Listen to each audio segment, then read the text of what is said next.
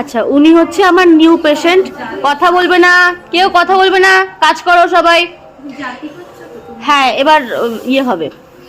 তো উনি আমার নিউ পেশেন্ট, ওনার কি কি প্রবলেম একটু সবাই শুনে নাও। বলো কি কি প্রবলেম বলো। আমার এই ঘাট থেকে, পিঠ থেকে, কোমর থেকে খুব যন্ত্রণা।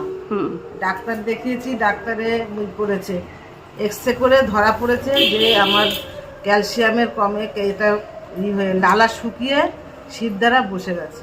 আচ্ছা, এখন হোমিওপ্যাথি ওষুধ খাচ্ছিলাম আর ব্যথার ওষুধ ক্যালসিয়াম দিয়েছে। আচ্ছা, এমনি আর কোনো প্রবলেম নেই তাই তো? থাইরয়েড, সুগার কোনো প্রবলেম নেই তাই তো? একটু ঘুরে বসো তো। একটু ঘুরে বসো। এই যে সবাই বুঝতেই পারছো উনি কেমন ভাবে পুরো কাত হয়ে মানে ঝুঁকে বসেছে সামনের দিকটায়। সবাই বুঝতেই পারছো এই সামনে ঝুঁকে বসলে কি কি প্রবলেম হয় সেটাই আমি আজকে বলবো। দিক থেকে প্রবলেম হয় যখনই আমরা এইভাবে ঝুঁকে যাচ্ছি না, আমাদের সিদ্ধাটা ব্যান্ড হয়ে আসছে। তো ব্যান্ড হয়ে আসলে অনেক রকম সিদ্ধাতেও প্রবলেম হয়, ব্যথা জন্মায় আস্তে আস্তে। আর কি হয়, চেস্টের দিক থেকে অনেক রকম প্রবলেম দেখা দেয়। তো সেই কারণে সবসময় বলি যে বডি সবসময় সোজা রাখতে। বডি সোজা রাখলে কি হয়, প্রবলেম গুলো আসে না। ইভেন যখন বয়স হয়ে যায়, বয়সকালে অনেক সময় দেখবি সবাই অনেকেই এরকম ঝুঁকে একদম কুজো হয়ে যায়। তো সেই কুজো ভাবটা আসবে না বয়স হয়ে গেল।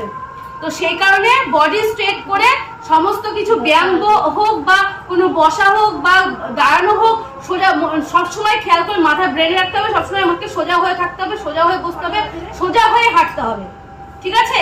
কেউ ঝুঁকে বসবেও না বা ঝুঁকে কোনো কাজ করবে না। ঝুঁকে অনেকে ঝুঁকে হাঁটে, ঝুঁকে হাঁটবেও না। তো ওনার 1 মাসের পরে আমি রিভিউটা দেবো কেমন কি থাকে না থাকে। ঠিক আছে?